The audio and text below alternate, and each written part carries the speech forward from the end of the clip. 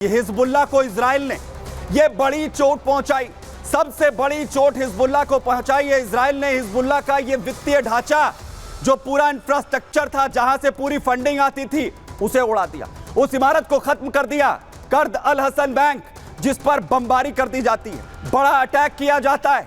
Hezbollah का सबसे बड़ा बैंक ये कर्द अल हसन बैंक, बैरूत में इमारत, बैरूत में एयरपोर्ट के पास हिजबुल्लाह का यह बैंक था, जहां हिजबुल्लाह को आर्थिक नुकसान पहुंचाने की प्लानिंग जो है वो इजराइल ने की, और ईरान से बैंक के जरिए हिजबुल्लाह तक पैसा पहुंचता था।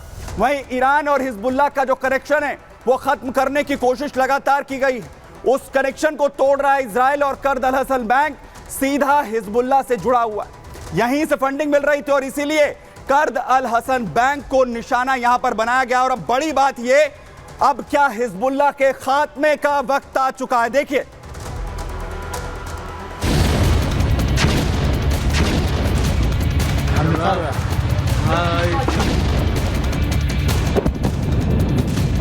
एक तरफ ईरान और इजराइल के बीच तनाव चरम पर है, तो दूसरी तरफ इजराइल और हिजबुल्लाह के बीच युद्ध बेहद खतरनाक होता जा रहा है।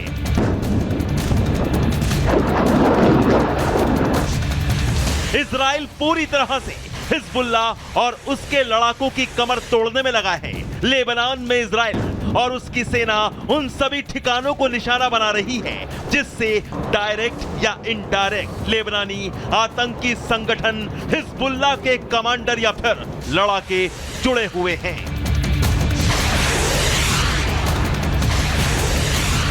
इजरायली एयरफोर्स ने हिजबुल्लाह को फंड कर रहे बैंक पर ताबड़तोड़ बम बरसाए हैं। लेबनान के कर्द अल हसन बैंक को इजराइल ने बमबारी कर तबाह कर दिया है।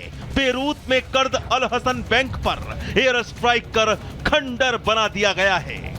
इजराइल का जो हमला है हिजबुल्लाह के ऊपर, और ख़ासकर उसके जो बैंक्स हैं या इस तरह के जो माली इदारे हैं, इजराइल का एम ये है कि जो पैसा, जो संसाधन उसको ईरान या अन्य ऐसे देशों से आ रहे हैं, उसका एम ये है कि कैसे हिजबुल्लाह की जो कब्र है उसको तोड़ा जाए। दरअसल कर्द अल हसन वही बैंक है जिससे लेबनानी आतंकी संगठन सीधा सीधा जुड़ा है, और हिजबुल्लाह के कर्द अल हसन बैंक को ईरान से पैसा भेजा जाता है, जिससे लेबनानी आतंकी संगठन हिजबुल्लाह का दाना पानी चलता है।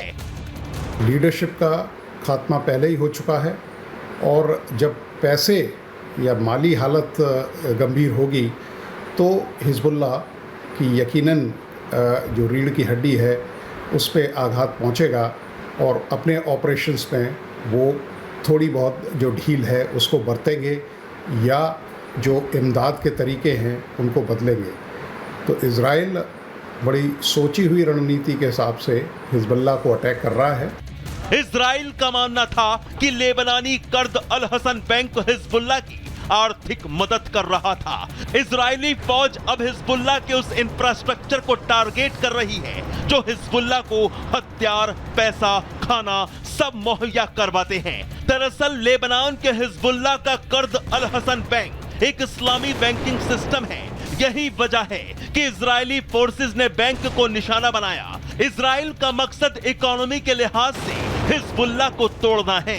साथ ही इजराइल ईरान और हिजबुल्लाह का कनेक्शन खत्म करना चाहता है, ताकि लेबनानी आतंकी संगठन हिजबुल्लाह के पास ऐसी कोई ताकत ना पहुंच पाए जिससे हिजबुल्लाह फिर इजराइल पर वार कर पाए। हिजबुल्लाह का सर्वनाश ही इजराइल का एकमात्र लक्ष्य है।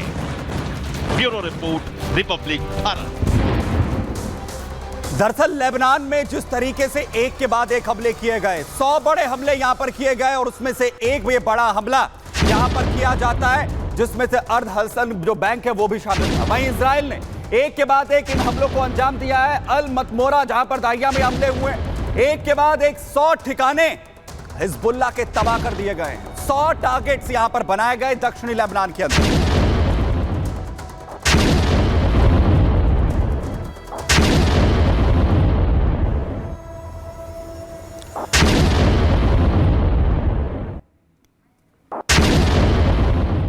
100 एक के बाद एक यहां पर किए गए हैं, जिसमें अल-कर्द जो बैंक है वो भी हमला इसमें शामिल था। 100 अटैक इसके साथ ही किए जाते हैं उन ठिकानों पर भी जो हिजबुल्लाह के ठिकाने हैं, और उन्हें कैसे यहां पर खत्म कर दिया जाता है। तो पूरी तरह से तबाही की जो तस्वीर है वो इजराइल यहां पर नचता हुआ नजर आ रहा है। और वहीं बड़ी खबर आ रही है युद्ध क्षेत्र से बड़ी अपडेट आपको बताऊं, बड़ा बयान यहां पर दिया गया है ईरान के विदेश मंत्री की तरफ से। ईरान के विदेश मंत्री कह रहे हैं कि जैसा हमला होगा ईरान पर वैसा ही जवाब दिया जाएगा इजराइल को। ईरानी विदेश मंत्री जो कह रहे हैं कि जिस तरीके का अटैक होगा, क्योंकि घबराहट है ईरान के अंदर की बड़ा अटैक इजराइल की तरफ से किया जा सकता है, और उस पर अब दबाव की टैक्टिक अपनाता हुआ ईरान नजर आ रहा है। अरागची कह रहे हैं विदेश मंत्री ईरान के कि हम पर जैसा हमला होगा इजराइल को वैसा ही जवाब देंगे। हमला हुआ तो हम भी किसी सूरत में इजराइल को छोड़ने वाले नहीं हैं, और अगर ईरान की जो परमाणु साइटें हैं उन्हें निशाना बनाया गया तो इजराइल की परमाणु साइटों को भी हम छोड़ने वाले नहीं हैं। वहीं बड़ी बात यह कि एक बड़े हमले की तैयारी दरअसल यहां पर की गई थी, इजराइल की तरफ से बड़े हमले की तैयारी की गई थी, लेकिन यह हमला क्या फेल हो गया? क्या अमेरिका की तरफ से इजराइल के अंदर इस हमले को फेल कर दिया गया? कौन है जिसने अमेरिका में बैठकर इजराइल ने जो पूरी प्लानिंग की थी उसे फेल किया? क्योंकि सब कुछ तैयार था, हर चीज तैयार थी, क्योंकि खुद इजराइल की तरफ से हर एक अपडेट अमेरिका पहुंचाई जाती, कैसे वो ईरान को लेकर तैयारी कर रहा है, कैसे बड़े हमलों को अंजाम यहां पर दिया जाएगा। लेकिन जो डॉक्यूमेंट्स हैं वो लीक हो जाते हैं, और पूरे हमले की तैयारी आखिर क्या इजराइल की तरफ से की गई थी वो लीक हो जाती है अमेरिका की तरफ से। आखिर किसने ये साजिश रची, क्या था इन डॉक्यूमेंट्स के अंदर, और कैसे इन डॉक्यूमेंट के जरिए पूरी प्लानिंग जो है वो इजराइल की फेल हो गई, और आखिर कौन इसके पूरे पीछे पूरी साजिश थी। पहले मैं आपको यहां पर यह बताता हूं कि आखिर साजिश क्या है, धोखा क्या मिला यहां पर इजराइल को। दरअसल ईरान पर इजराइल हमले की जो खुफिया तैयारी इजराइल की तरफ से की जा रही थी, इसी बीच इजराइल को एक बड़ा झटका यहां पर लगता है। एक बड़ा झटका, ईरान के खिलाफ हमले के सीक्रेट डॉक्यूमेंट्स लीक हो जाते हैं। ईरान पर जो हमला इजराइल की तरफ से किया जाने वाला था वो फेल यहां पर हो जाता है, उसकी पूरी प्लानिंग फेल हो जाती है। सीक्रेट डॉक्यूमेंट्स बाहर आने के बाद इजराइल और अमेरिका तक पूरा हड़कंप मच जाता है। लीक डॉक्यूमेंट में ईरान पर हमले की पूरी प्लानिंग मौजूद थी, जो दावा किया जा रहा है। मिडिल ईस्ट स्पेक्टेटर इस नाम का एक टेलीग्राम अकाउंट है, इनसे इन सीक्रेट डॉक्यूमेंट्स को रिलीज किया जाता है। लीक हुए इन सीक्रेट डॉक्यूमेंट्स पर टॉप सीक्रेट लिखा हुआ है। दावा है कि ये वही डॉक्यूमेंट्स है प्लानिंग की जो इजराइल की तरफ से की गई थी।